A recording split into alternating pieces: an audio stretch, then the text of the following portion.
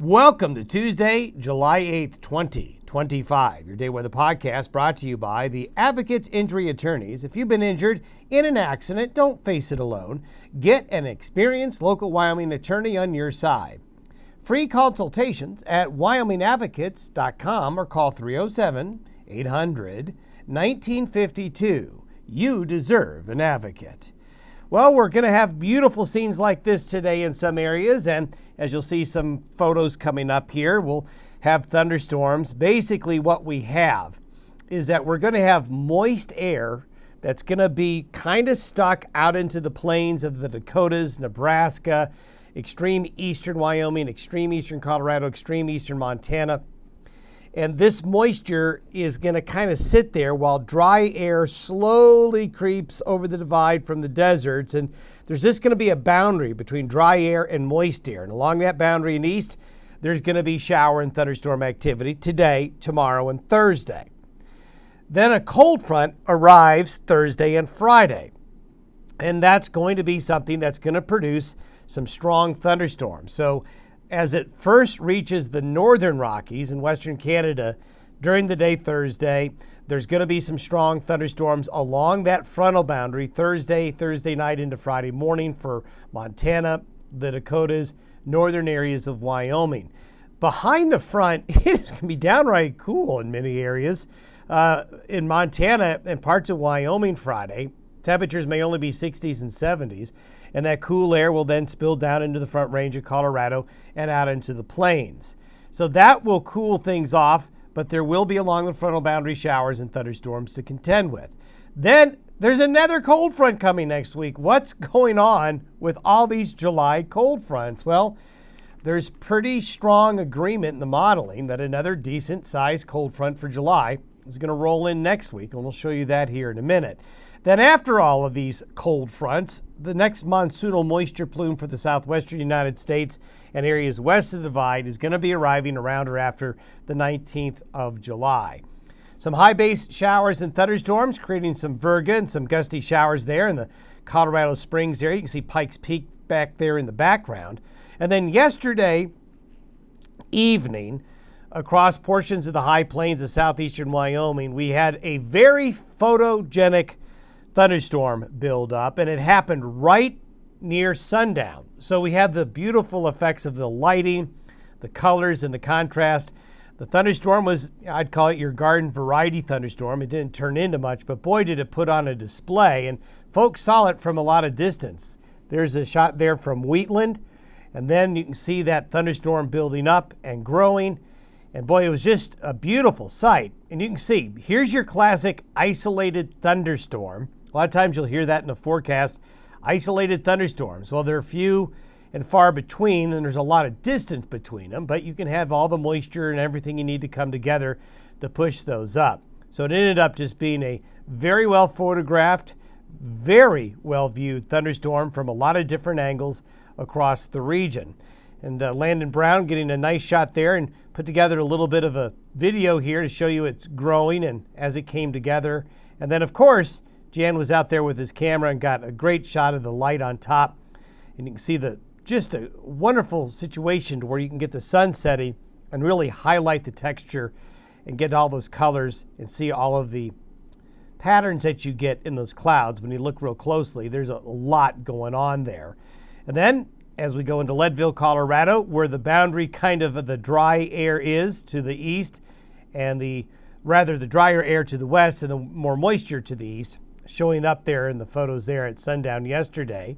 Now, here's a little bit of a different photo to show you. Beautiful shot here of horses. Now, the trick is, can anybody identify where this is? Has anybody hiked through here? Is this near your favorite camping spot? Is this where you go to see maybe wild horses? Is this the Pryor Mountains or the Bighorn Mountains, somewhere out in the red desert of Wyoming? Any guess? Western Mongolia. Thanks, Preston, for sending that in. Not often do I get a photo from Mongolia. In fact, that's the first time, but it's really fun to see different shots around the world of weather and scenes like that. Thanks for sending that on in. The satellite photo this morning is showing a lot of what we showed you yesterday. We have this upper level low that's been stuck over the Pacific Northwest, the dry air punching in from here, but monsoonal moisture down here in southern Arizona, down into Mexico. Then we have this moisture that's just right along and east of the divide. And what you're going to see for today, Wednesday and Thursday is a similar situation. The moisture's out here, drier air's over here, and then you're going to see from this upper level low and along this boundary, you're going to see the showers and thunderstorms form. And we do have a little bit of a flow back from the south and west again, but that's actually bringing dry air, as you'll see here in a moment. So the better moisture is out here on the plains. And you can see that in the precipitable water.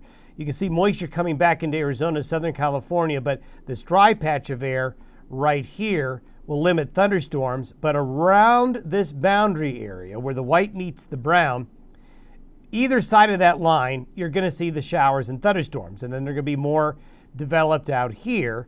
And that's where they're going to be today. So you can see this upper level low that's been stuck in Northern California is going to cause some showers and thunderstorms from Oregon through parts of Idaho. Then it arches around, and then you can definitely see where the drier air is having an impact.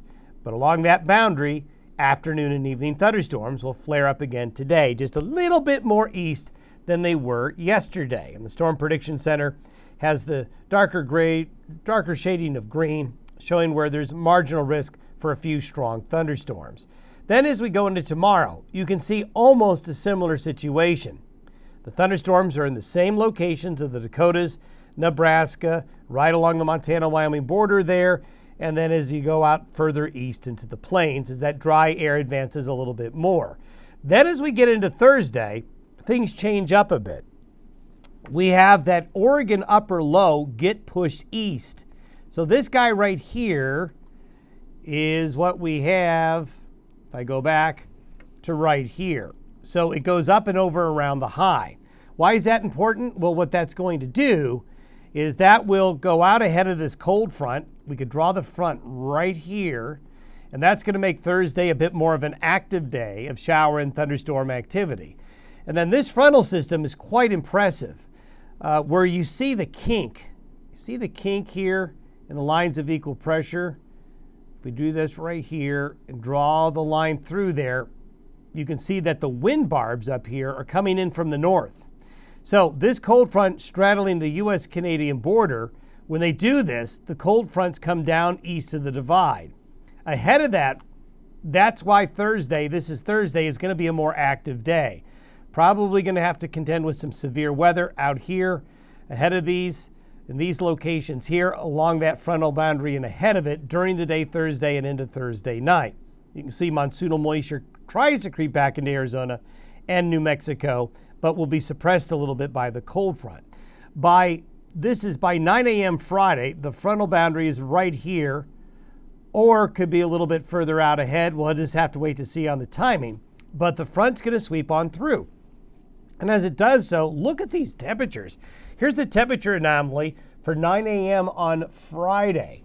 So we might see that frontal system right along the Wyoming-Colorado border by 9 a.m. on Friday, and temperatures much cooler than average. For July 11th, you're going to see some temperatures that may only be 60s and 70s up here during the course of the day on Friday. By Saturday, the cool air spills down the Front Range of Colorado, goes all the way down into Texas, out into the Plain States.